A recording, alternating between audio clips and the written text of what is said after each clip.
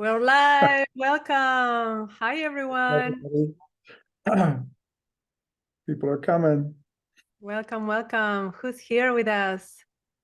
Thank you, Violet, so much for making this possible. Yes. We have our good friend Violet, who's also a wonderful teacher here on Insight Timer, to thank for this. She's in beyond grad school with tech stuff, and Diana and I are probably more like nursery school. So really jammed it out and accomplished a lot for us. So thank you, Violet. Yes, and so happy to be here. I imagine some people that are attendees to our usual live events are here, so I want to welcome you all. You'll see us look down sometimes at we have phones to see your comments. So if you see at least me looking down, that's what I'm doing. I'm reading the comments and coming back to you. And Don, you are in New Mexico right now. You're on a trip. Yes, in the US. Yeah. I'm living a nomadic life. I've been living out of 2 suitcases since last July. So over a year now. That's amazing. And you're about to go to Sri Lanka for 2 weeks. I am. Amazing. Got invited to come and bring my portrayals of Mr. Gandhi, Mahatma Gandhi, to Sri Lanka. So yeah, it's pretty exciting. That's wonderful. Susan says I'm not hearing anything. Susan, sometimes when that happens, if you, I mean, obviously try your volume first, but sometimes when that happens, people go back out, like close it out and come back in again, and sometimes that'll correct it. And usually, I think when you go back out, you can come back in. I think. I hope that doesn't bounce you out by my giving you that idea. Pamela, yeah, we're fixing the volume. Okay, Violet's trying to fix that. Yeah. It worked for the first minute, Ronnie says. Ronnie was on your call the other day. It's on now, yes. Welcome. Hear us now? Welcome. Yes. Good morning, afternoon. Good but faint. Well, we have our tech wizard and facilitator Violet working the controls, so bear with us, and thank you so much, Violet, for the hard work putting this together and helping us go live together. Violet is going to make it louder, as loud as we can. How are you feeling today, Don? I'm good. I'm just about ready to launch in that trip, so I'm getting excited and nervous. I was packing and stuff today. Met a new friend who stayed here at the Airbnb last night, a young guy, and he's a helicopter pilot, was up in Alaska, bush piloting. So that was pretty cool. How are you feeling? I feel really good. Yeah, it's one of those days where I'm very grateful to be answering my own call to spirit and my own call to myself. A lot is happening that I can be thankful for. And some days, I don't know if about you, but some days for me, I'm not so certain. You know, I have to remind myself of my commitment. And some days seem so easy and flowing, and everything seems to be working out, and it's easy to, it's almost palpable. And today's one of those days, and I don't take them for granted anymore. So when I have the clarity and commitment alive in me, I'm very present and grateful to it. So yes, thank you for timing this so appropriately because it's perfect. Yeah, our future selves knew to time it today. Yes, and you know, I follow the Mayan calendar. Maybe you've seen this in some of my live sessions. And today is a tone 12 of a Skywalker. Tone 12 is I'm not going to go into it in detail, but just to give you a sense, it's 13 moon tones in a wave spell, and 12 is the day of circle, the day where the rhythms of the calendar are facilitating community, gathering, getting together, collaboration. And then the Skywalker, well, you can imagine, right? Traveler through space and time. Yeah. Wow. Okay, the sound is not happening, or Fleur says it's back. Oh, so is sound back? Violet's asking. So it's a little tricky. There's like, I don't know, 7 or 8 different apps that we have to put into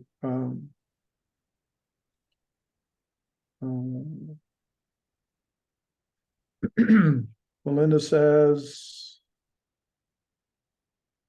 you're in New Mexico, but see you now in New Zealand. No. Yeah, I personally, Melinda, am in New Mexico. Diana's in Pennsylvania. Violet is in New York working the commands, so now you can hear us. Thank you. Says it's a lot hard to hear you, Don. So maybe, is there any setting that you can change in your own computer by any chance? Don? I have a, ooh. Wow, we lost Don. Come back, Don. I think there you are. I think I'm back. That was a little scary. Wow. Okay. I guess we roll with this. It's the first time we do it, guys. So thank you for the love and support and your patience as we figure this out. Great. Yeah. We hear and see each other good now. Awesome. So we're not going to repeat everything we just said. It was only a few minutes. We were welcoming each other and asking how we are and where are we in the world. And we want to thank you for your participation today. We're recording this session, so those of you that are watching the recording, thank you for giving us your time and your attention, your presence. How did this start, Dan? Can we fill in the blanks for people that have seen your lives and my lives, and they're wondering, how did these two people come to now be here? Oh, gosh, we lost Don again. Oh my goodness, this is riding the technological wave. I'm gonna hold space for all of us coming together. Zoom, help us, all the other software, because we lost Don from the Zoom altogether. And I was sharing with you, or asking Don to share a little more about how this came together, how this idea to do a live event. And I think if I am to share from my own experience, life has, not in vain, it's called life force. Life has a force of its own. And you can imagine the earth is magnetic. Life has that magnetic force, pulls us together, pulls us into coexistence. And I think that's, if I'm to trace what happened when we first came together, the very first call that Don and I had came out of this magnetic life force pulling us together to be in the same live event. He was attending mine, I think. And we began chatting, and then soon after had a Zoom call that was supposed to be a few minutes long to touch base and connect. Don recognized that we were talking about a similar theme. That Zoom call ended up being an hour long.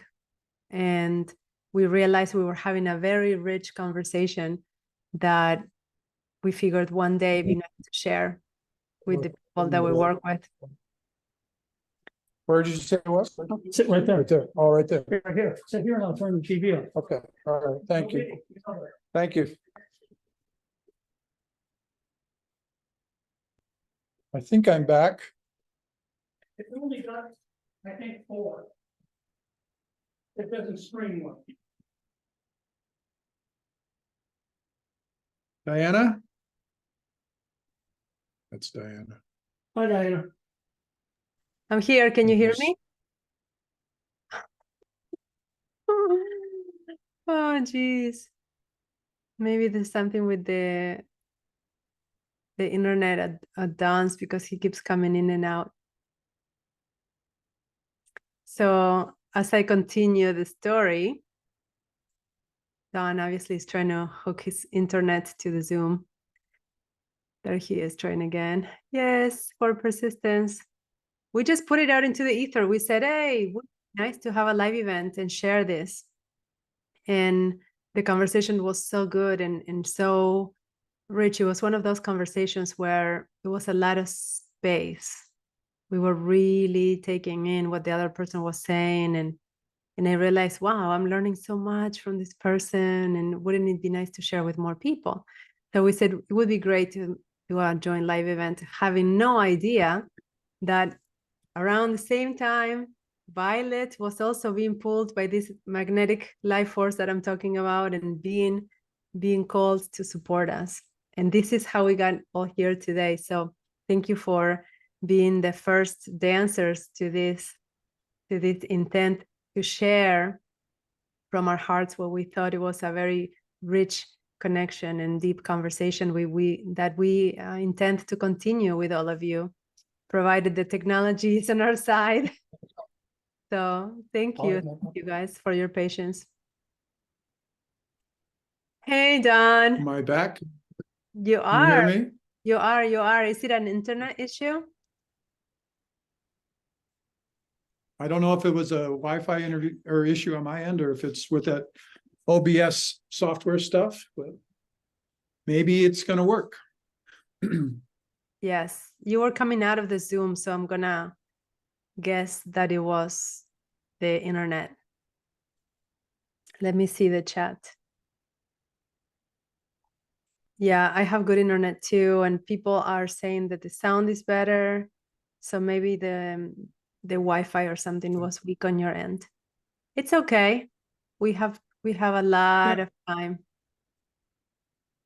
So I was sharing while you were zooming out and in that with people that are listening, how did this get started and about our conversation. And I was proposing that there's an electromagnetic quality to life, right? Life force that pulls us together. What do you think about that? I think that I'm doing two things at once, so that's fun. I'm also trying to access my host's computer here to see if it might be better to use his computer. Oh, so you're still solving the tech. It's okay. Yeah. It's okay. We can first. Yeah. But I think there's a field, and you and I have talked about this. I think there's a field in the universe. And I think, I mean, just from what I've read over the years, I think from the physics side of it, physicists have proven enough scientifically that this field exists. So that's calming and reassuring to my scientific side of my mind. And then there's the other part, the visceral, physical presence and stillness that I feel in meditation that feels like a connection with things that are larger and with a larger sense of the universe. And I think that presence, that experience of presence itself, is the actual field that we're experiencing.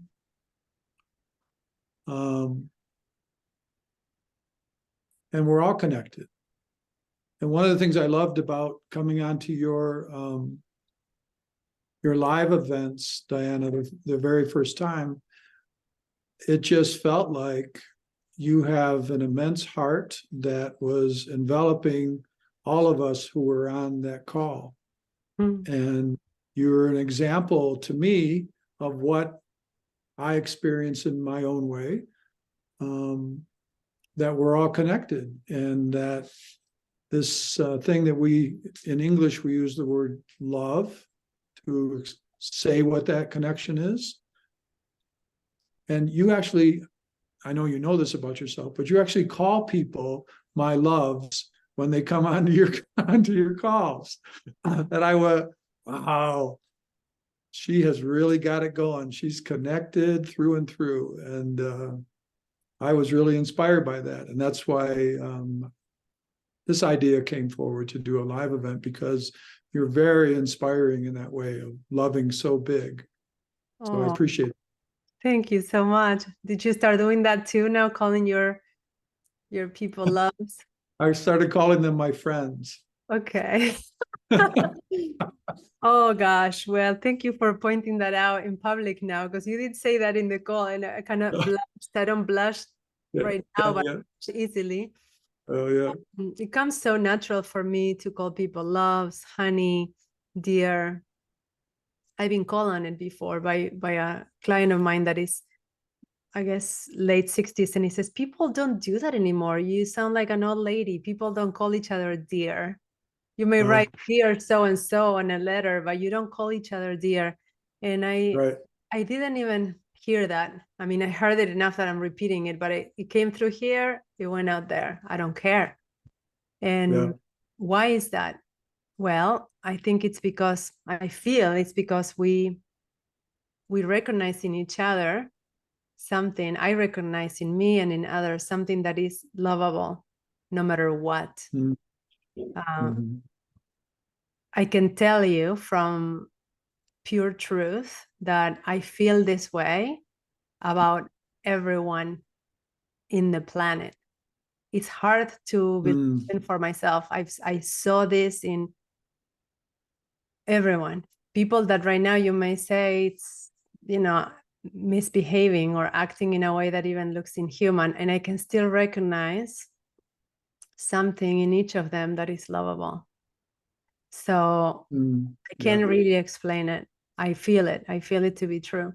I might not agree with what's that person's life like or what they're doing or saying, and still I can see the little boy inside the man, the child inside the person, and love something about that person, and no judge, avoid judgment to some extent. So imagine then coming to a community like ours. What's not to love? I mean, it's like overflowing because it's obviously so much easier. You know what I mean? From this perspective that I'm noticing, wow, I can love my neighbor and she's doing these things, and I feel hurt and still can love that.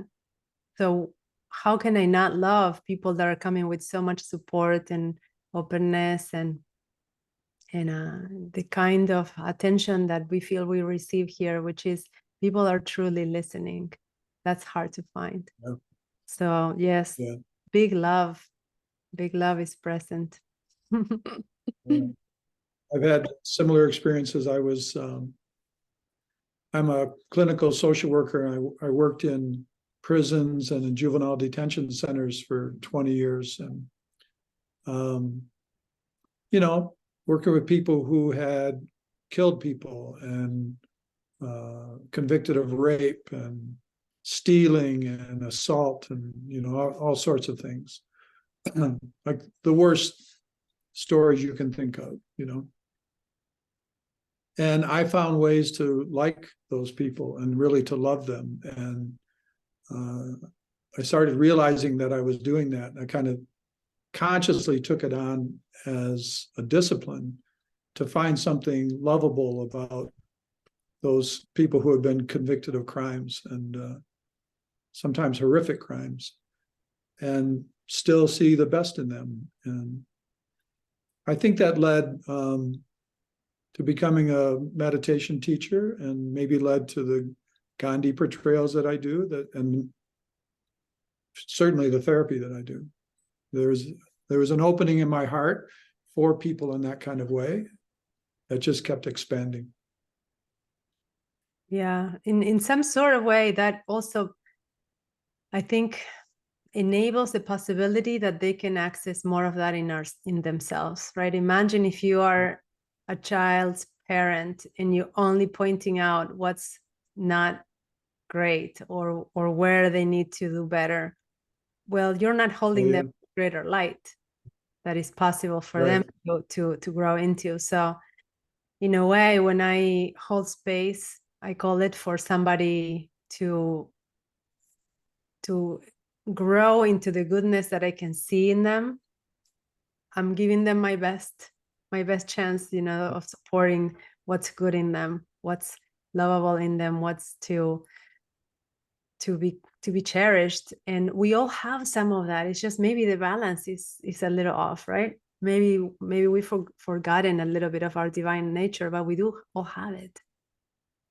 Yeah, I believe. And we have to all have it, like you're saying. I think because if we we take this experience that we have of spirit, like what we're talking about today, going with spirit, and we say, like the native people here in North America would say, the spirit that moves through all things. Like that's what they named it, right? Or great spirit.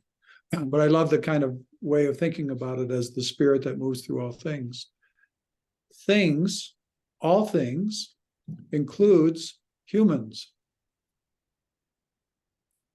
And it doesn't matter if that human has done bad things in their life. It's still flowing through them. Mm-hmm. So I literally about 20 years ago, I started experiencing spirit in therapy sessions with families. And the air would get heavy, and I would feel this just beautiful flow that was happening, and people's hearts were opening up, and they were crying. We were finding ways to get through these extremely difficult situations and like really painful situations, and painful for me to sit in the presence of it. Like that was really, really hard to sit in the presence of that kind of pain, and still is a challenge. And there was a sense that really grew that when people talk about spirit as being infinite, like to experience the infinite, that's what I started experiencing in my view, in my therapy sessions, that I actually experienced the infinite. And it opened up a lot. It just really opened up a lot for me to experience that in my work. Mm. So to see the best in people, like you're saying. Yeah, it came to you. Do you think you were also calling it in when you said, I suddenly could feel spirit? Would you say you were calling it in? You were intending to connect? Once I started thinking about it this way, kind of realizing that this is what was happening, I did start to go in a kind of a quiet way at the beginning of sessions, and I would just kind of half close my eyes, and I would just say,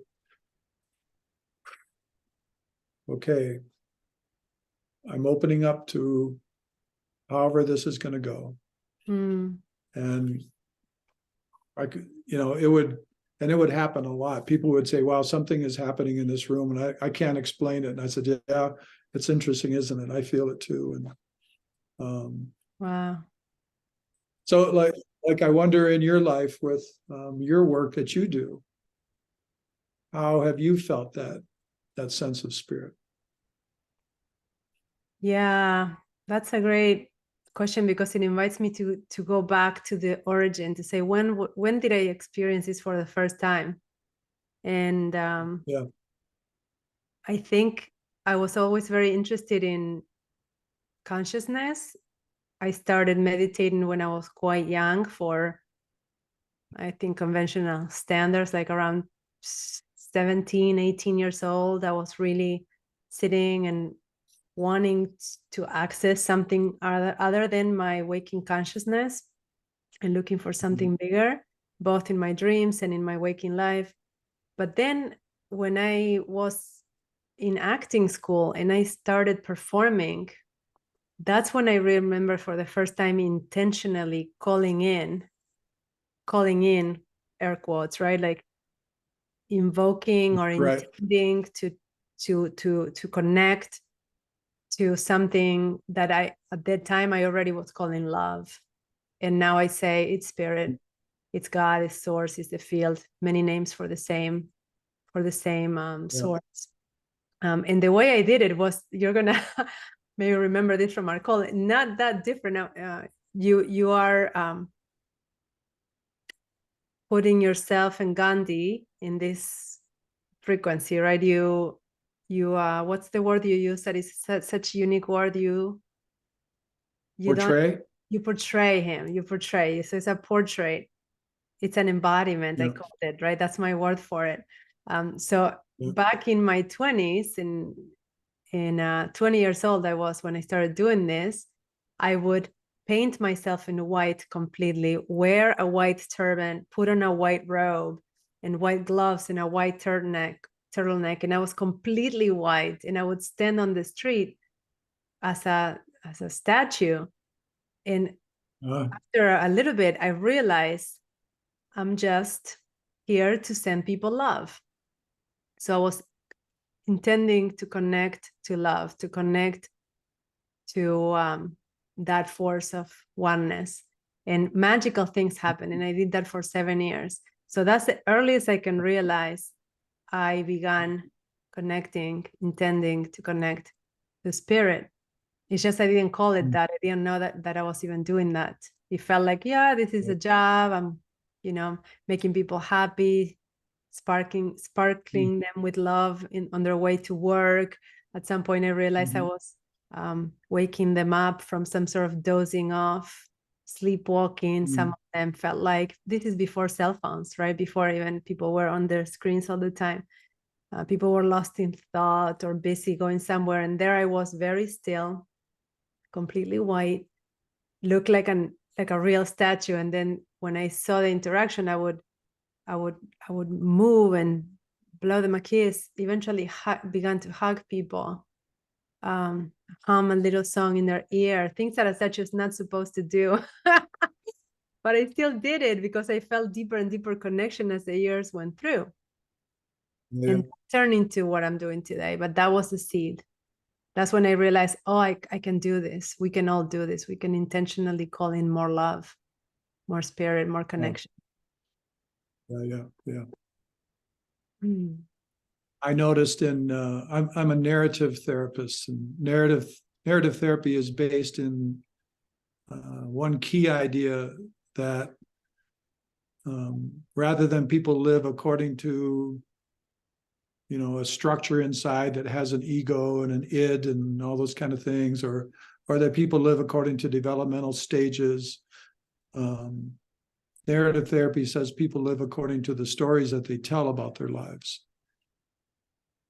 That's actually what we live by, and our stories are not just telling, but they are an expression of our life and our identity. That's where that exists, is within the stories. So part of that experience of the infinite in my work was I started realizing that stories are made up of paragraphs and sentences and then words. And it dawned on me that if you took 20 words of a sentence, maybe, or 15 words of a sentence, and you started combining them with other words, it was infinite what you could come up with, which means that we can be infinite in the kind of stories that we tell. And that's when things opened up. I had that feeling of calling in, like you were describing, asking me about. And then I put it together with, these people are saying, like 7 people in a family, they're all saying the same exact story. What if I can insert a word into the conversation that goes like we do with our screens and opens up like a bit of space, just some space. So like a teenager would say, I really get pissed off at my dad when he yells at my mom. And I say, that really makes you angry, huh? You must really get frustrated. And 5 minutes later, he goes, I really get frustrated. So now he's using frustrated instead of pissed off, right? So now he's got choice, pissed off, frustrated, and he can make those choices. That opens up space to tell a different kind of story.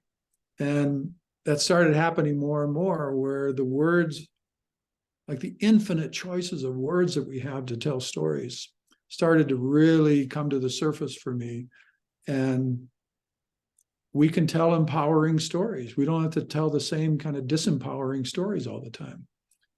And I think part of what dawned on me when I came to your live events at first, you were telling a story in the way that you approach people that had so much of an expression of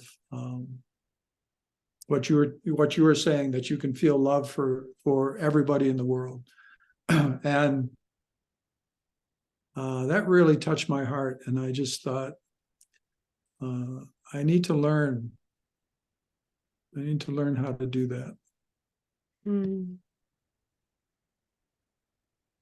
Wow, I don't know if I can say how that is done.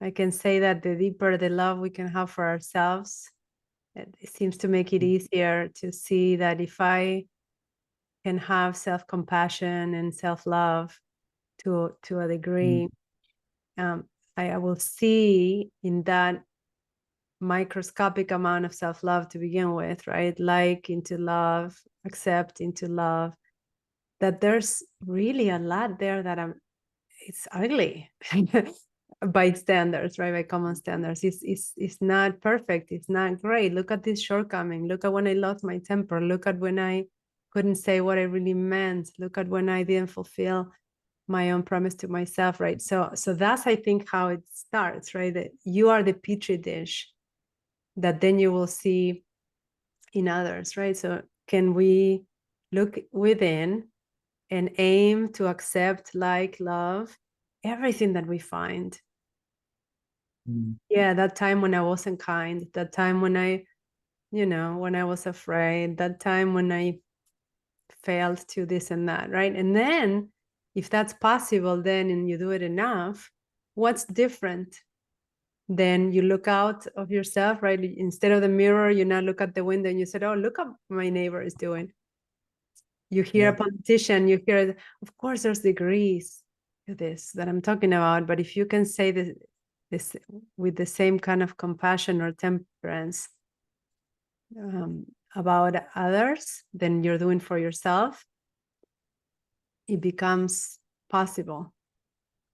And I come from Feldenkrais, right? That's my training. And Feldenkrais himself was a genius of his time, but he said, among the many brilliant things he taught us, is that we are training ourselves to make the impossible possible, the impossible easy, the impossible possible, right? Amazing, something that feels like, no way. There's no way I can find anything lovable about me or the situation or this person or this hurt that I'm experiencing into possible. Possibility is the field. So when we're in possibility, we're disconnected from the field. And then possible easy by repetition, by practice, by understanding, becomes easier to do. And then he said the easy, elegant. Once you make the impossible possible, possible, easy, elegant. He said elegant and pleasing to yourself, not to others, to yourself, to your own sense of beauty, justice, truth, love. So it comes back to self, right? What makes it possible all of a sudden is that you turn the light in. You look in the mirror instead of the window for a while. And then you come back to self. Wow. You like that? I like that a lot. Yeah. That's really sweet. A Feldenkrais approach. Impossible becomes possible. The possible becomes easy. The easy becomes elegant and pleasing to yourself. Yeah. Yeah, that's really beautiful. Yeah. No So wonder you're drawn to that. it's almost like like one of those revolving doors, right? You can come in at any end and find the same truth, because you can also ask yourself, is this pleasing to myself? Am I pleased with this? How does this make me feel? And if you're finding, let's put the example, since we're talking about this now in depth, it's hard to love my neighbor. I can only judge my neighbor, right? Oh, we lost Don again. I'm gonna wait for him to come back because he's coming back. There he is. Thank you for working straight for 20 minutes Zoom and internet in New Mexico. We're back. Thank you, Zoom. Yes, we appreciate your stable and sustained presence, Zoom. I was gonna say, like, imagine, Dan, are you back? Are you fully back? Yeah, I'm back. Okay. Imagine that you find yourself caught on judgment, right? Or judgment like of the worst kind, not discernment, not ability to see, clearly, but that like, oh, I'm blaming, I'm complaining, I can't love anything about this situation. This person's like, ugh. Well, how does that make you feel? Is that pleasing to yourself? It's like drinking poison, right off the bottle. So in the end, it's not helping you either.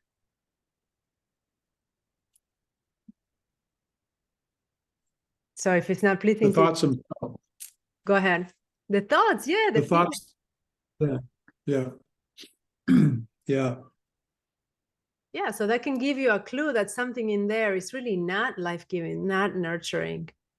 There's no love in there for you either, even though you might feel like a nice release to complain about it or see only the negative of it. Yeah. I've been talking with clients lately and with myself and asking myself, I have a little bit of a new discipline with this, because I've been asking myself, does the story that I'm telling about this situation make me feel good, like is it pleasing to myself? And now I'm going to bring in the word elegant from now on. Is it elegant? Mm-hmm. And does the story feel empowering or disempowering to me? So I've been asking myself that, the stories that I tell, the stories I think in my own mind, and it's making a difference. I can notice the difference where it opens back up into a sense of this idea of going with spirit. That it opens all the way back up into that. If I can take that disempowering story and move it to a more empowering story. So that's been a beautiful process to begin. I've been doing that for a couple of years now. And there's something about this idea of going with spirit I wanted to ask you about too. Because I wonder, in your practice, how does that sense that we're talking about, that sense of the flow with spirit, the opening to spirit, how does that show up in your like day-to-day life with your kids? You just recently moved, with day-to-day life. How do you see it and notice it? Wow, that's a great question too.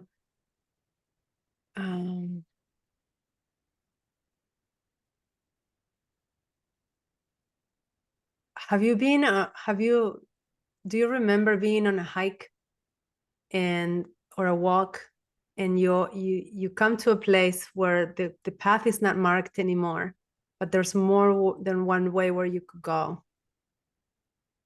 And you have to choose. You have to say, I'm going to take this right path. I'm going to take this left path. I'm going to stay in the middle. There's more than two paths. Path is not marked. Yeah. And how do you choose in the moment?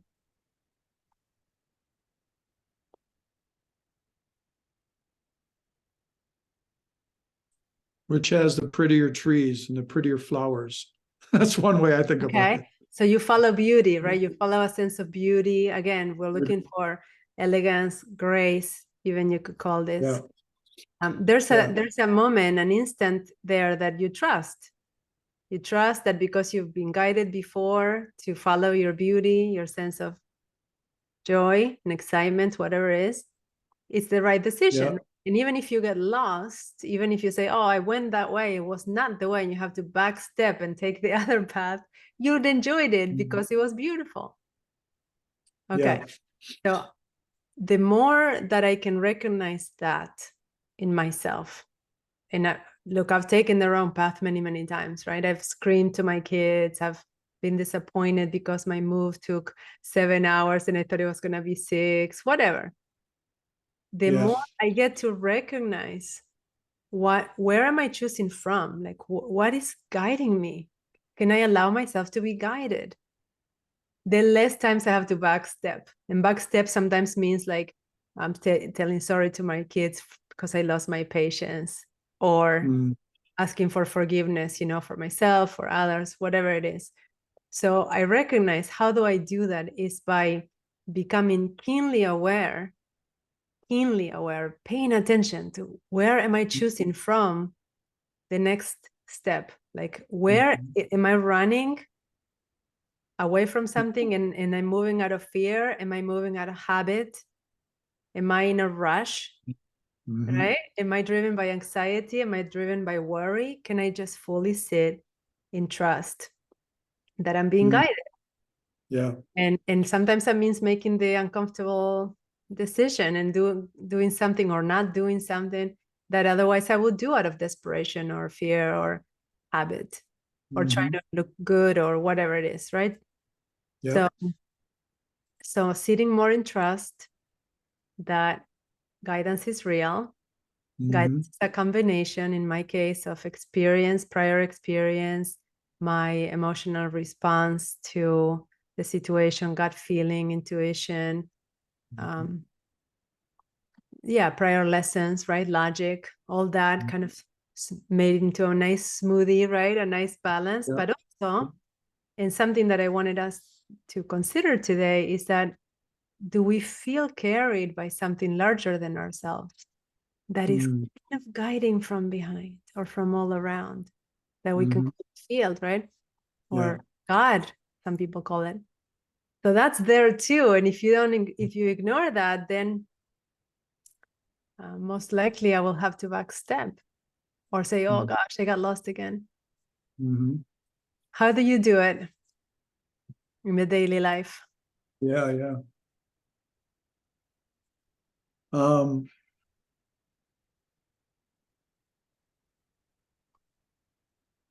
well, in my work, I often have an idea come into my mind that's kind of challenging.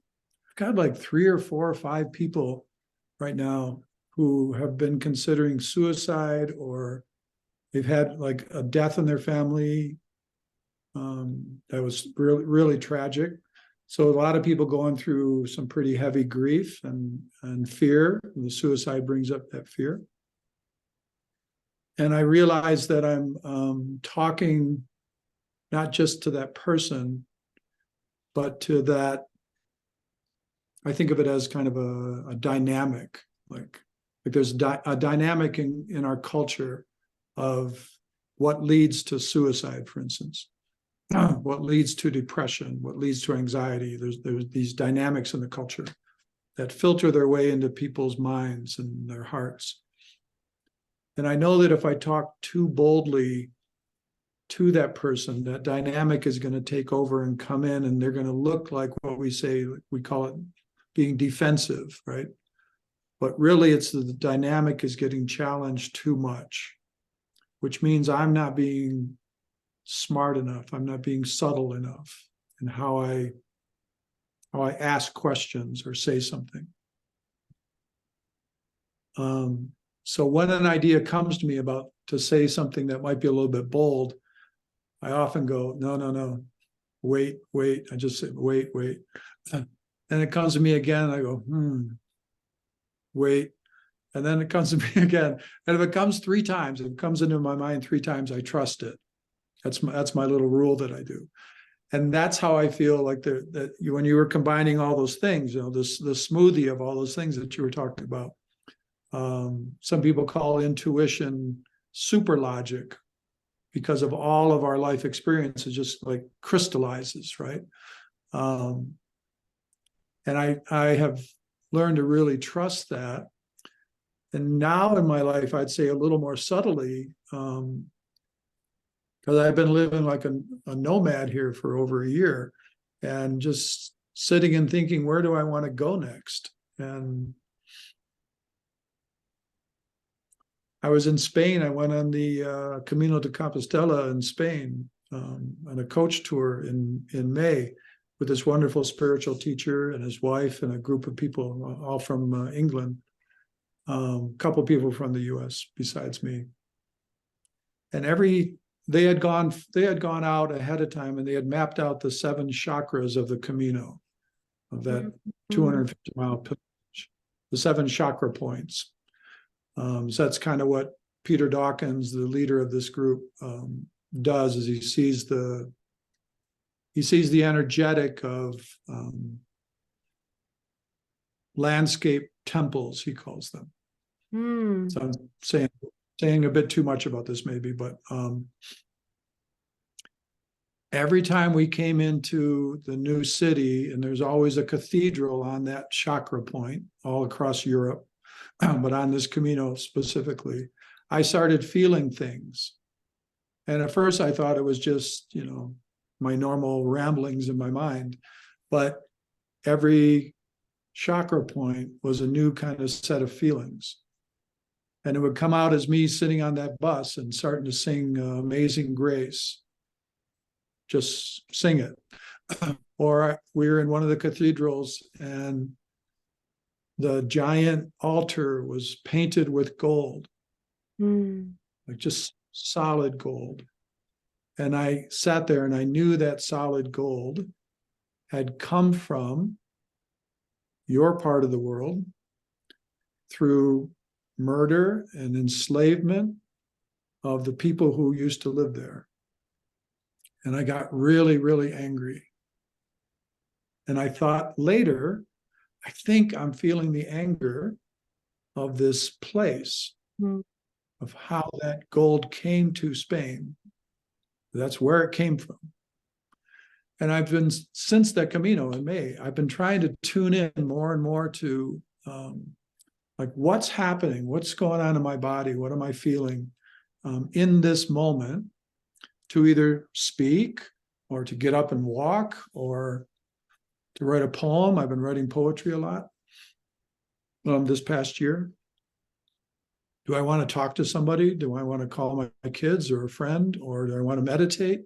I've really been trying to roll with that kind of inner calling that I started noticing on that Camino journey. And I never really gave it enough respect before, that very, very subtle inner sense.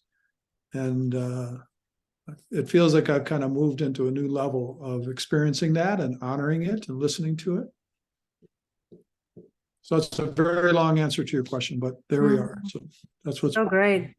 I can totally relate to what you're sharing, and it's a felt sense of the body and the heart. And the question to that, as I was listening, first, how beautiful, right? That we can become the combination of tuning forks and antennas, right? Like we can tune into that, we can receive it. And the more that we learn to decode that as a language, then you can say, oh yeah. And it's not as easy as you would think, because I work with that myself. It's like, how does it feel? Can you feel the difference between now and an hour ago when we started, especially when I do body work with somebody? Zoom stretch. Come back, Dawn.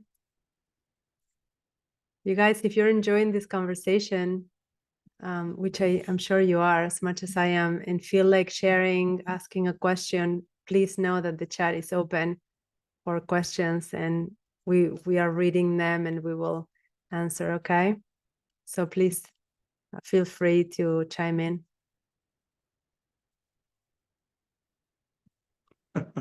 Welcome back. It's okay. We're not used to it. You just pop in and out. It's okay. Yeah. It's like what happens in the field, right? Yeah. Tell us the truth. Where else are you going? Which other conversation are you having? Right. I was telling you that felt sense of the body, mind, body, heart is it needs to be cultivated. It's not so easy to have, and there's always infinite levels of awareness there, but a lot of people can't feel because we have so much conditioning around feeling and trusting. We feel, can I trust what I feel if other times has failed me? Has wrong information. So yeah, it's very complex. It's very nuanced. I was asking people for comments and questions if they had any shares or questions. Okay. So I'm gonna take a look. Yeah, I'm looking too on my phone. Patrice says, "Oh, Don, too much at all." Okay, thank you, Patrice.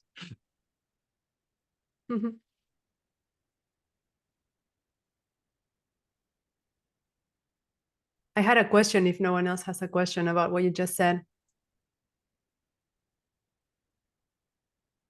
So what happens when you are in that position where you're feeling, right? Let's say if I am gonna very practically think about that when I do it, or when I'm by myself and all the external triggers or inputs are removed. So I'm in my house and I'm going through the day. And I've been thinking about this prior to the conversation today. I go in what I call into a flow state, and I go from one thing to the next, and things seem to magically align themselves around my house. So I go from one activity to the other, and I happen to remember that I have to do this thing, and I'm right there, and feels like, oh wow, I'm in sync. But that's not always the case, because sometimes, and this is a question, what happens when you are in that state, and yet the mind is telling you, oh, but you have to pay that bill, or you have to do that thing, or there's the long list of to-dos that don't necessarily merge with this idea that I can feel my way into the world. So how do we do that? How do we find that balance? Yeah. That's a great question. For me, what I notice, and getting better at noticing, I haven't been really great at noticing this throughout my whole life, but I think I'm getting better at it, is to notice a tension that's happening that doesn't feel good. Whether that tension's like here, or it's here, or it's like up in here. If I just kind of take a breath, if I can just remember, this is one of the things I say to myself a lot and what I say to my clients, so the hardest thing out of all this journey is simply to remember, that we have a choice in those moments when that kind of, like for me, when that kind of tension sets in, right? I don't have to keep like plowing through it and struggling through it, and I can just stop and go. And this is what I've been doing lately.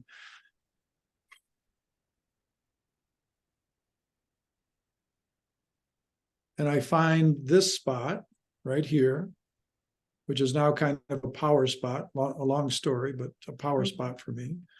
And I find this spot, and it feels like they go like that. Like literally it feels like that. And then there's something clear to do. It feels like there's something clear to do. To slow down, or to speak the truth better, or to be more compassionate, to ask instead of telling. So for me, a lot of it is remembering. And I mentioned this when you and I talked, and I've talked about it a lot lately in my live events, that in Deepak Chopra's book, the book Metahuman, he talks about the three aspects of our functioning that are going on all the time, two of which we focus on a lot. The other one we let go. We don't pay much attention to it.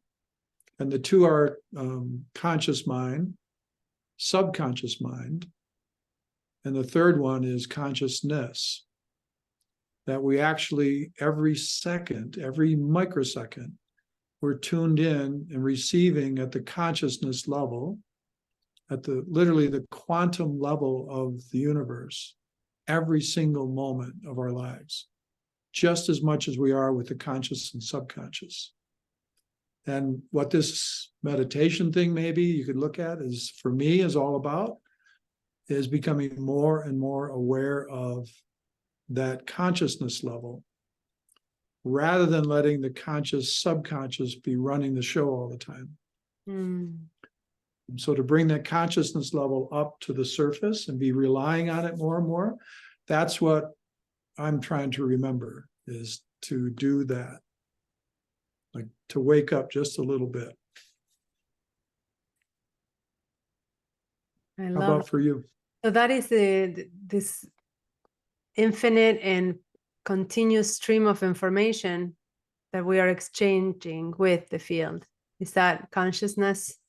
Yeah. We're in it. We're part of it. It's flowing through us. Like in his book, Dr. Chopra talks about that our eyeball, for instance, can detect, if you're in a totally black room and they take a little emitter and they emit one photon, which is one super, super tiny particle of light, okay? Mm-hmm.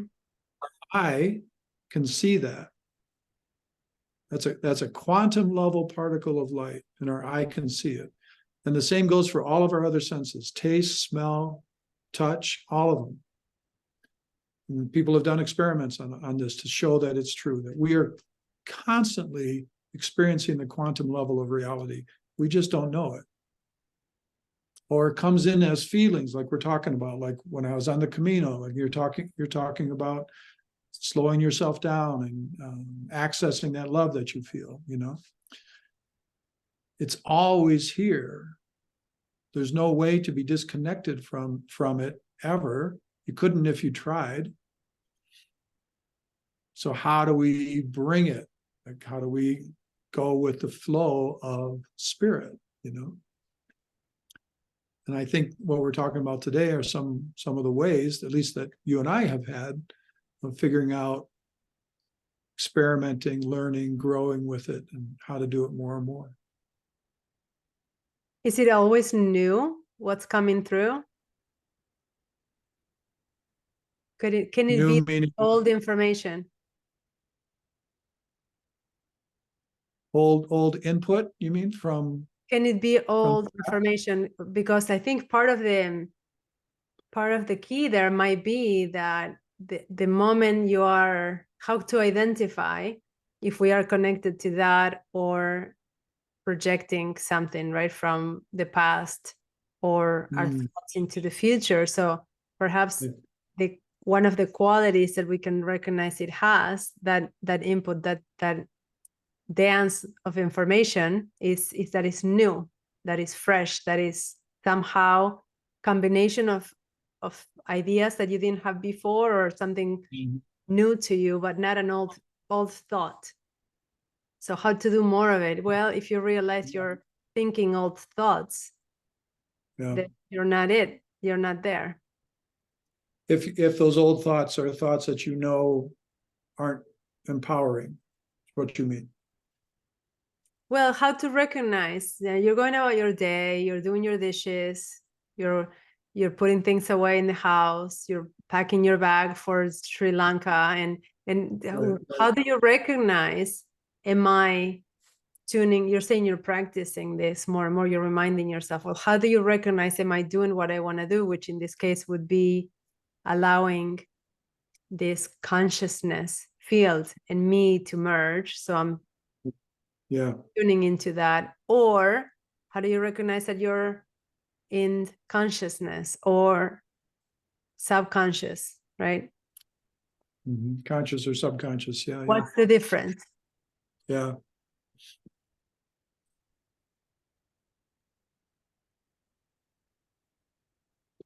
Yeah, I'm going to be curious what your answer is going to be to that question. I don't know. You're sharing from that book, so I wonder if he gives you some sort of guidelines as to how to recognize. Yeah, I highly recommend the book. I think it's one of the best books I've ever read, and I've read a lot. Which reminds me, you have a reading that we want to do. So can we come to the reading in just a minute? Yes, we will. And there's also a question here from Jim. Okay. Jim says, this question came to me 3 times, so checks your rule. Right. Oh, wait, before we answer the question, Patrice, the name of the book is Meta-Human, right? By Chopra? Yeah, by Deepak Chopra, yeah. It's really great. It's a great book. Great book, yeah. I didn't read all of it, but I remember that book. And the question from Jim is, thank you, Violet, so much for all the support. How do we be with the spirit with 2 feet firmly on the ground, aka physical world, where things are waiting to be done?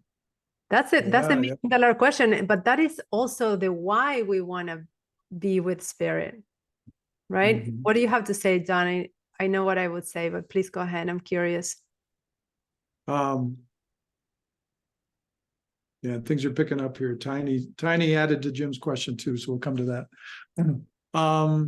2 feet on the ground. Yeah. Did you know that if you have 2 feet on the ground, if you go with Dr. Chopra's teaching, that not just your feet are feeling the ground, but your feet, your sense organs in your skin are picking up the energy from the earth, like they have to be, because there's energy in the earth. So one way to think about it, I don't mean to be too woo-woo about that. So, but can we move through our days with our feet on the ground, with honor and love and respect, courage and compassion, and like you said earlier, Dayana, loving ourselves and accepting ourselves? Can we constantly be moving our feet, literally moving our feet through our day, and reminding ourselves, like coming back over and over and over to remember that we are connected with the field all the time, or with spirit, however you want to think about it, and that every step is an affirmation about that. Like I just did the dishes here this morning in my friend Jim's Airbnb, because there was a bucket of dishes there, and I said, I'm going to do the dishes. And there was a little voice that said, you paid to be here. And I said, so what? His dishes need to be done. I'm eating. He's making me food. I'm going to do the dishes. And like that, Jim was an example to me of feeling the honor and the love and the respect that I have for this place, for my new friend Jim, that I wanted to contribute. I wanted to add to the beauty of his life and this place. And that felt like an easy thing to do. I took, 8 minutes or something and did the dishes. And so that's how I would think about it. Remembering that it's an honorable, like at the deepest sense of what that means. We're honoring our life itself when we have 2 feet on the ground and moving forward. That's so beautiful. And it reminds me of this concept of service.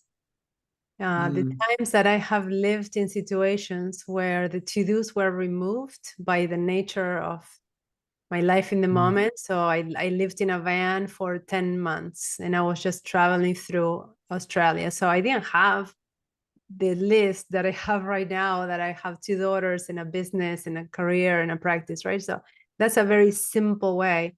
Again, I like to take these life experiences to see through the microscope and say, okay, what can I learn from this experience to be an example and answer to this question? Question was how, right? How do we do this? Okay, when was the time when I didn't have all the to-dos and I had the least amount of demands? How did I maintain my connection to spirit and my feet on the ground when there was less variables involved, right? Less demands. Well, what do I choose to do with all that free time since I didn't have the to-dos? Acts of service.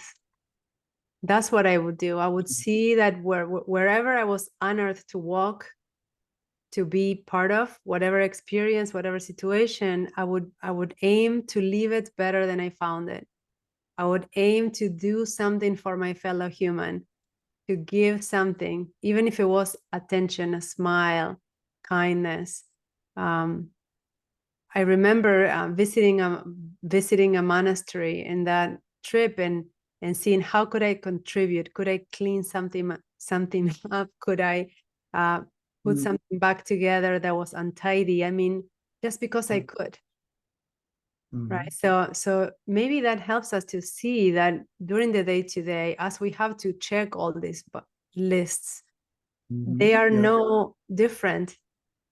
They are service in a way, except that who are they for is different. Maybe service to our family, to our kids, to our coworkers, to our community, to our clients, to the greatest good, and so on. That's what I went with that for sure. Yeah. service to ourselves. Yeah. And it help us too to get through something that doesn't feel so nice, right? Because that's when we, at least we could be tempted to escape, to say, oh no, now I'm gonna just going to, leave the ground because this feels like, oh, it's heavy. I don't want to deal with this. So There's these great stories of Gandhi going to leper colonies where people's limbs were like, all that was left was like a bone sticking out. Their hand and arm and stuff had decayed right off. And he would go to these places and take his group of people and give those people baths. And they were shunned from society and kicked out, and seen as pariahs. And Gandhi would say, no, these are people, and let's go provide service. And so they would. And that's pretty wonderful to me to go to that kind of level, right? Like, yeah, extend yourself like that. I'm loving this conversation, Dayana, and thank you so much for it. And I'm starting to see the clock in the corner of my eye. So I'm wondering about two things. I wondered about your reading. Yes. And I wondered about something I used to do that I remembered recently. And I developed this thing when I used to run this group in Michigan. I called it the 1 Minute Support Group. And the way it worked was we would acknowledge that we're all connected. So right now there are 96 people on this call. So with you, me, and Violet, there's 96 total. So to really take this idea that we're all in this field and we're all connected and literally entangled, like the particles that make up our bodies, we're entangled together. That we could, maybe after your reading, if we're open to it, we could do the 1 Minute Support Group. And all we do is you hold something in your mind that you need support about. And then you do that for just a second. And then you give over to the rest of the group support from your heart, from your spirit, for that thing that they want. And it's all done silently. And to me, it's an acknowledgement of the field that connects all of us. So I just had that thought. I love that. Yes, we will do that for sure. To my own clarity, are we going to 2:30? Or did we say an hour and we're late, or hour and a half? That's what I thought. we said an hour and a half. So we're at 8 minutes out. Okay, great. Yeah. We're not late. Plus, we're not late. It took us 15 minutes to get the tech together, but no. We're going to end on time. Don't worry, guys. I love that idea. And I love that in 1 minute, we can get so much done talking about to-do lists, right? And chores and tasks, because sometimes a minute is like nothing, but we can give support to everyone present and everyone listening to this, being present for 1 minute together. I love that. Let's do that. Do you want to see if there's any more questions, or should I go into this? It's more than it's not really a long reading, which it could be simply one paragraph, that tiny paragraph here that I opened for from Trusting the Gold. So it's going to be very short and sweet. Well, Tiny added to Jim's question. Mm-hmm. And they said, when I get too busy, too much momentum builds with the to-dos of life. It pulls me along and I completely forget any external perspective until I'm overwhelmed. Yeah. So maybe just kind of how we're talking about this between the two of us here.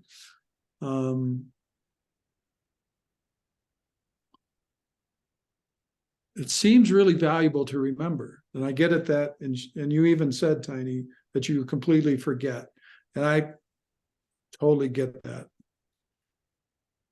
So maybe the task is to remember and to kind of train ourselves to remember that, like Dayana is saying here, maybe I'm referring to it some, that we can bring ourselves into that state of flow. We can bring ourselves back into acknowledging the love that we have for life, or into service, and that the remembering is in some ways, I've been thinking lately, like remembering is the greatest mindfulness practice.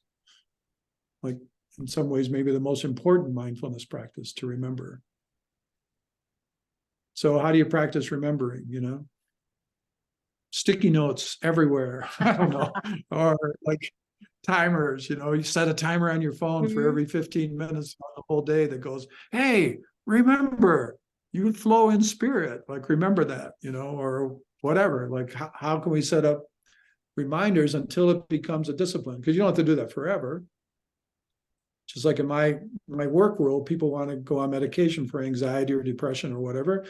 Yeah, sure. But you don't have to do it forever. You just do it until you can get on top of things. And then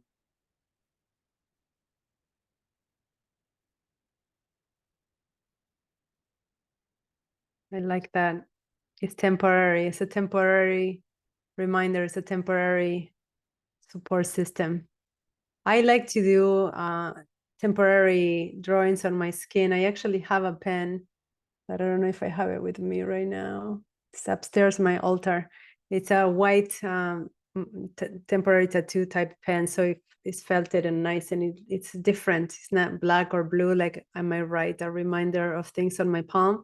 It's a drawing or a dot or a symbol, and when I see it, I remember, and I will use it not only to remind myself that I'm connected to spirit at all times, but also that I'm loved. Love that I wish I received from others. I remember that I am it, and that love is always loving me, like we were saying in the live event this week. Yeah. Look, Don, at this point, I'm so used to you popping in and out that I don't even, I didn't even flinch. I just kept going. So to talk about adaptation and our lovely quality as humans to just integrate everything. Yeah. Why don't you do the read? Let's do that, okay? I am. So this is a reading from those of you that are not familiar with my live sessions. I read often from this book. It's called Trusting the Gold by our beloved meditation teacher, Tara Brach, that is also in this app. And I open the book as I always do. I'm asking for it to be open in what is for the greatest service of all present. And this is what it says. It's a person, actually, if you can see the drawing, there's beautiful watercolor drawings. And this person is in the woods, and what you can see coming out of this person's body, it's like a pinkish plume or something. It feels like that connection, but materialized. When we feel held by a caring presence, by something larger than our small, frightened self, we begin to find room in our own heart for the fragments of our life and for the lives of others. When we feel held by a caring presence, by something larger than our small, frightened self, we begin to find room in our own heart for the fragments of our life and for the lives of others. The suffering that might have seemed too much can awaken us to the sweetness of compassion. The suffering that might have seemed too much can awaken us to the sweetness of compassion. Wow. Pretty timely, right? For what we're talking about. Very timely. It's beautiful. Thank you. Thank you. Yeah. How does that rest with you? How does it sit with you? I think since we didn't plan much about what we're going to talk about today, none of this is scripted, and yet we set ourselves the intention of talking about going with the spirit and having a flowing conversation about it. that's exactly what it feels like. It's being held by that presence, but that sweet presence that allows us, because we feel held by it, allows us to go in to the heart and into the hearts of others. I mean, it's exactly what we're talking about. Yeah. In very precise words. And then transforming or transmuting what otherwise would have been a heavy load that I might feel like I'm carrying by myself into the sweetness of compassion. We could all do with more compassion, right? And it's hard to teach, it's hard to practice. Well, how about a practice that allows us to transmute suffering into compassion? Sign me up for that. So what is the practice? Oh, let myself be held by a caring presence that more space in my heart and more connection to the hearts of others. Wow, okay, let's do it. So basically saying yes to what we've been doing this whole hour and more of it. Yeah, that's what I read into that. What do you read into that? I accept the invitation to that party.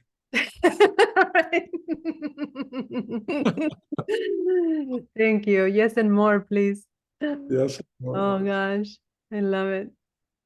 Yeah, when that sense of being held comes from within us too. I mean, here's where the spirit thing comes in, I think. Whether it's God or spirit or the field, whatever you want to say, that if we can like literally, viscerally experience it, like feel it in our bodies, right? Feel it in our hearts, and feel kind of enveloped by it, like it's all around us. Like sometimes I'll play with it and I'll kind of go like this, where I can sort of feel the field. Or I'll tune in my body to it and feel the field. And sometimes I've sent like energy from my heart to somebody else's heart, or from my belly to somebody else's belly, across the country or across the world. And people have said to me, what did you just do? You just did something to me, you know? I'm like, well, kind of.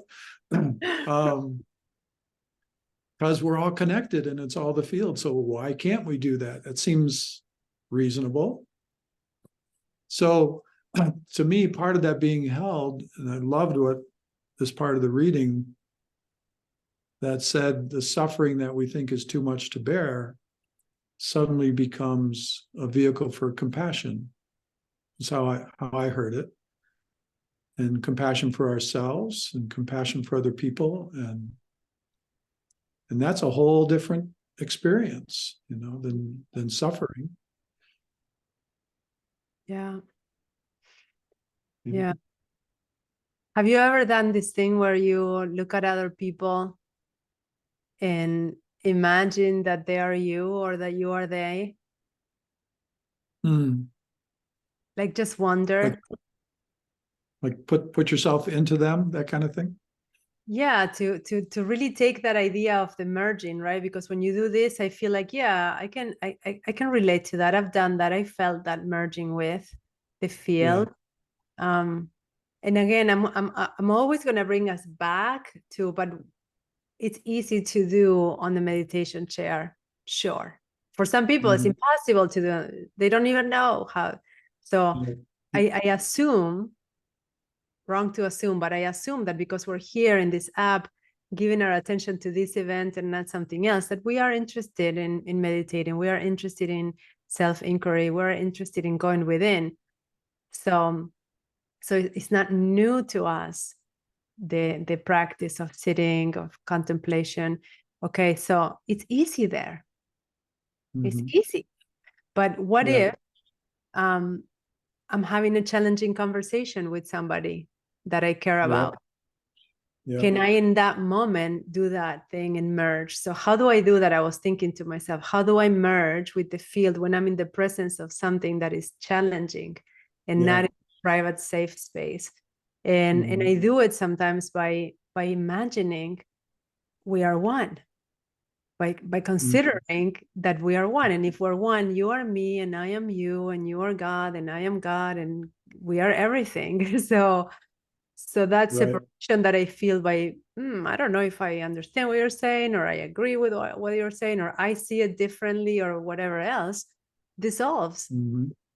Dissolves by nature, because I tend to see in that moment, to realize that it's different syntactics, different word choice, different context, different Mhm. choosing what to share from the whole pie of the experience. Like, I'm going to share with you this little bit because I cannot transfer my whole self into you right now, but we Sure.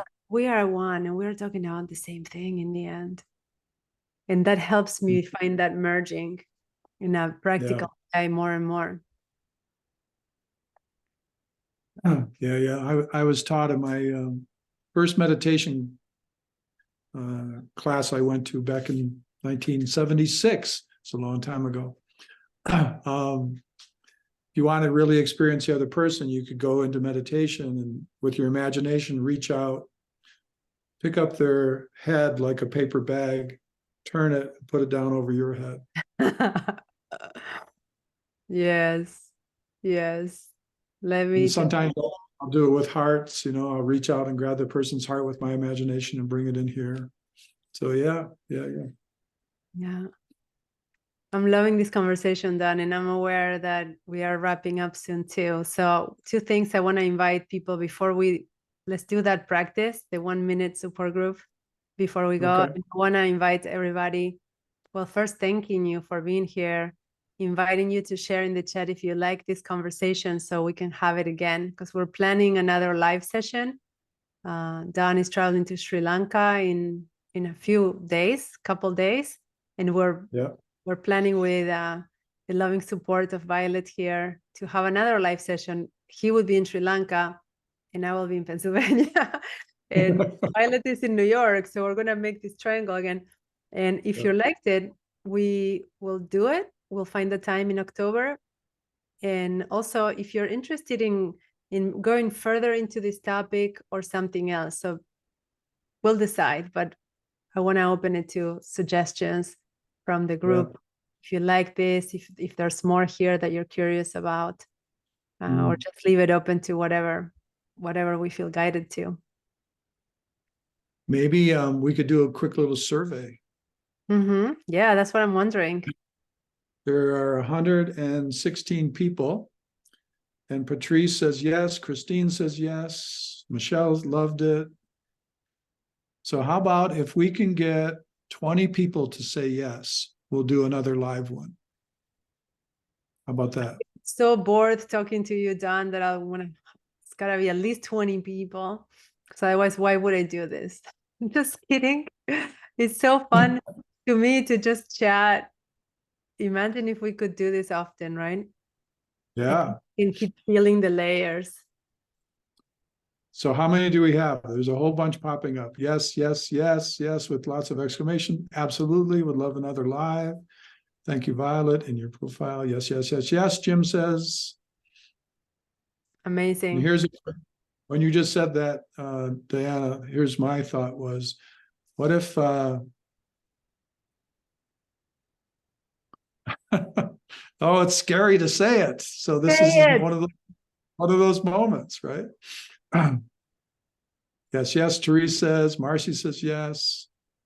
I think we're approaching 20. We need 5 more, I think. Ronnie says live and same topic. That's a good answer I was looking for. Like, what do you want us to talk about? Together you're on fire with incredible conversations. So I wonder, okay, here's the idea that made me scared to say it out loud. What if we started our own podcast channel, you and me? Oh, okay. Yes, I like it. I like it because I also want to bring some challenges to. Yeah. You know me, right? Like I'm not gonna just go with the flow and just be all okay. I want to bring the edge to the conversation. So yes, I would be super happy to consider that. Probably has to be like a recording event, so it can be other places. Yeah, put it out as a recording. And to Dayana and Don. It's 2 Ds, right? So the D works. Yeah, D squared. Oh, wonderful. Okay. What are some topics that you guys are interested in? Can you just hold the crowd here, the audience, and then we'll make notes on this? Because we can always come up with our own. I'm always downloading things that I talk about in the live sessions that I run daily. But what are things that you guys are interested, that you feel that they're not enough covered anywhere, or that you would like to listen to from our perspectives? Grief. Oh, that's a good one. Fulfillment of life. Yeah, that's interesting. Meaning living a life with fulfillment. Is that what you mean? Michelle? Life Don and Diana, it was meant to be a podcast. Thank you, Violet, for that. I think it would be better Diana and Don, though. Trust or the spirit. Huh. Okay, Michelle, thank you. Trust. Mm, Bipolar 2, how do we support? Yeah. self-compassion. Self-compassion. All right, we're gonna make notes on this. We have already 5 episodes. Okay, so Don, what is your thought? We'll talk about this later, like how to do this. Okay. Yeah. Do we get to keep, Violet, maybe you know, do we get to keep the comment section? Can we access a comment section? Or maybe, I don't know, how to be a joyful Jedi, Jim says. I love that. That's great. Maybe that's the title of the podcast. Yeah. The I love joyful that. Jedi. D&D, the joyful Jedis. Yeah, there you go. May the force be with you, Jim. Dealing with aging parents, I like that. And emotions. Yeah. Yes. In my experience, guys, when I replay my live sessions, I see the comments. Oh, really? You see them? Yeah. Okay. I haven't Also, done that since yet. we've been reading them, we could listen to the recording and just make notes. But I think we can replay the live events and see the comments. Okay. Thank you All so right. much, guys, for the vote of confidence, for the support, and for the ideas.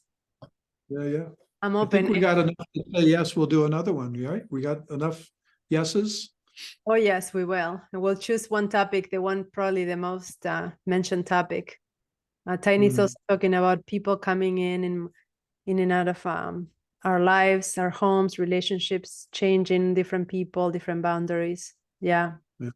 I love it. What else I was gonna say to this is, oh yeah, that because you felt the fear, I thought this is good. Yeah. Because fear is not something to dismiss as a sign that there's energy building and momentum and excitement and something that wants to be breakthrough. How do you say that? Break through that when the fear comes, like, yeah, tell me more. Yeah, for it to come through, for it to become a thing that inspires people and evolves, like helps to evolve people and helps to evolve us, right? Like to think of it not as something where we're just, blabbing at folks, because I certainly didn't feel like that today, but that evolves us and expands us, Yeah, everybody and who comes.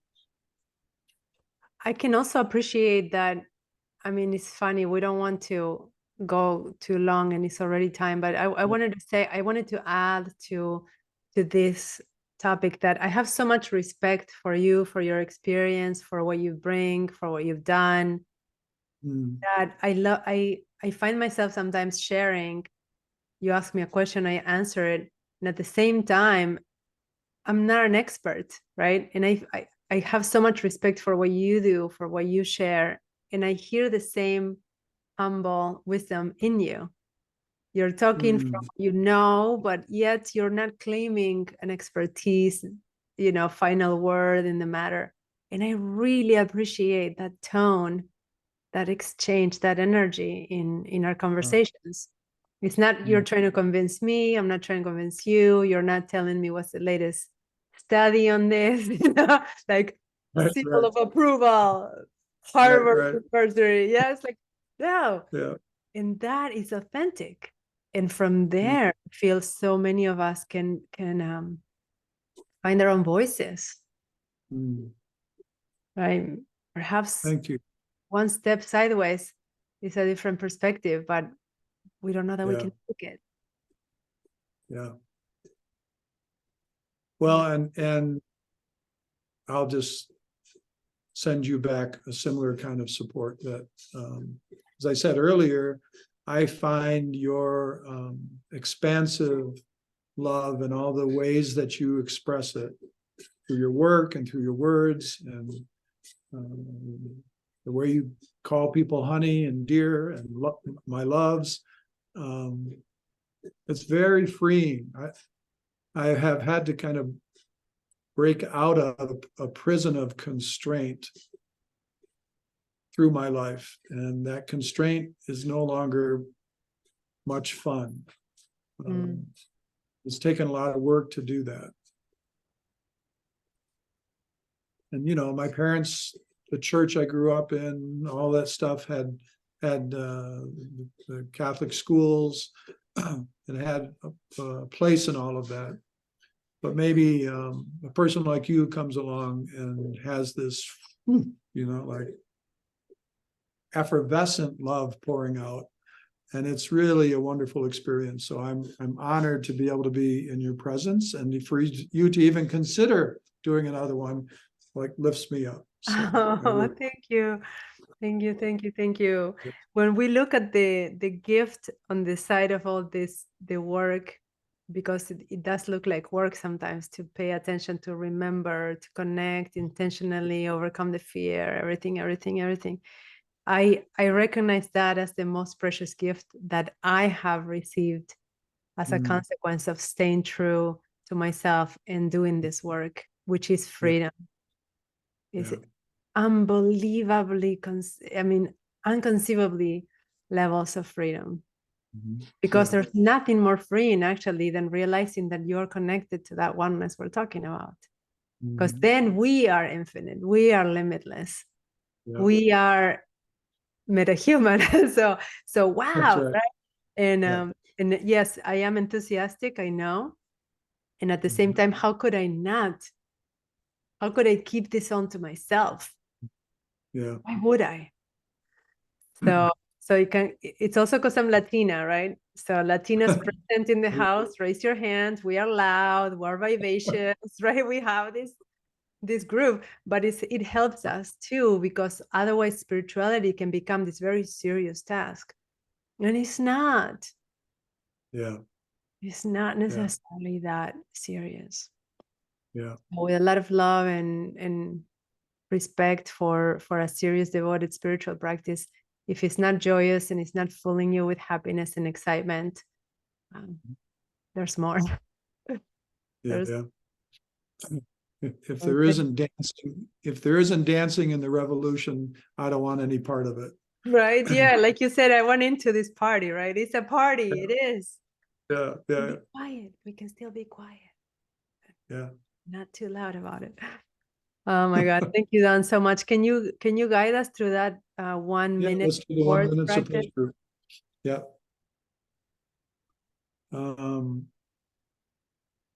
So let's just get quiet here. And we've had this wonderful conversation, and so many people have shared in such a beautiful way the connection between all of us, all 132 of us.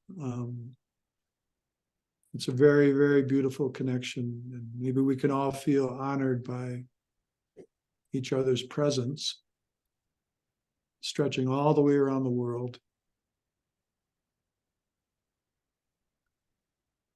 And the 1 minute support group idea, we just get quiet like this. And you just think about literally a word or a phrase that you want support around in your life that you might be struggling with or challenged by, or maybe just want to evolve to the next level. So let's all of us just think about that for just one moment, just one word or a phrase.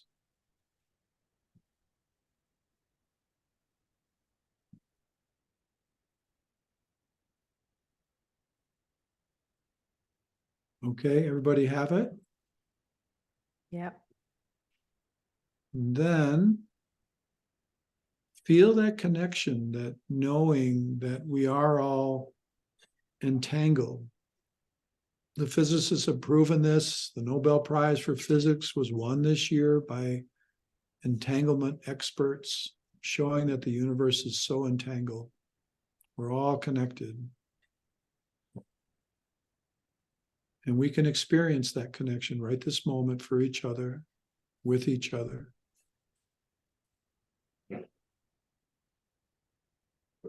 So let's just, in our circle, feel the love for each other, the gratitude for coming together, and the support for each other for that word or phrase that each of us said to ourselves. So just emanate support from your heart all the way around this circle, so that we can feel this intense support and love for each other.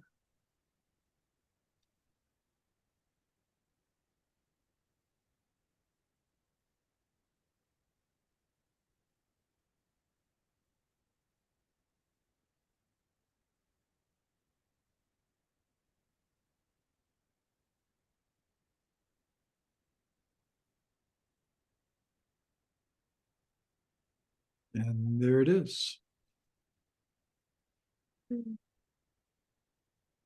Mm. Thank you. Thank you. Thank you. So beautiful. Thank you, Dan. What a beautiful practice. Yes, we'll do that again. We'll do that again. So sweet. Thank Yeah. you. Wow, what a beautiful way also to close this session and say once again, thank you. Thank you to you, Dan, for your presence, your wisdom, your heart. Thank you to you, Violet, for making it possible. Yay, Violet. Zoom and all the other platforms that participated in this event, and Insight for bringing us together. Wow. Yeah. Wow. It's a beautiful thing. 28 million people around the world. Wow. It's amazing. We're a whole country. Oh, yeah, for sure. I wanted to say, if any of you guys want to donate to Violet, and if you can do it for her time, for support, that would be amazing. There's a red button on the top of the screen, and I'm sure that it's welcomed and appreciated. Violet kindly muted herself, but I know she would say thank you, guys. Yeah. And follow her page. Take a look at Dawn's page. Take a look at mine. We do weekly live events. Dawn, you do weekly live events. I do daily weekday events, and we will do another one. So you stay tuned to Violet. You'll see when our next live session is, and how this seed of the podcast will sprout and grow, and what it's going to turn into. I don't know. Yeah, who knows? I love it. Beauty, it's the mystery. Amazing. Thank you, Jim. I see your donation there. Sometimes they don't come in real time, but thank you, guys. You're welcome, Pat. Yeah, so many great comments in the chat of gratitude. Thank you, Christine. Appreciate that. We're making note of all the topics. We'll make a list and cover them slowly. Other than this, love you, love you, love you. Wow, so much gratitude. And this is proof that dreams come true. I wanted to do a live, co-live duo, whatever this is called, for so long, and yay, 2 dreams coming true. Yay. All right. So we'll send information and invitations to our next party Maybe we should call it that, the party. Uh-huh. Yeah. Diana and Don's party. Something about that I really, really like. We'll have to see. We'll talk about it. Okay. Maybe we come Yeah. up with some titles and we poll them too, because now that you know the universe is emergent, right? And this came out of all of us here together. So we're all participants, we're creators. So you don't get to Collaboration. name it alone. No, no. We don't want any mansplaining here either. We don't want any of that. So I'm trying hard not to go in that direction. So, No, that's okay. I won't let you, don't worry. okay, good. I appreciate that. Guys, also Promise. to say this is our very first live conversation together. So I think thank you because it's flowed beautifully. Thank you, Yeah. Don. Yeah, complementary Yeah. energies I can feel. Yeah. Party Blessings to everyone. blessing. Much love to everyone. You too. Yes. All right, guys. Thank you so much, Violet. You can end the live session whenever. And much love to you all. And see you next time. Yeah. Bye now. Bye-bye.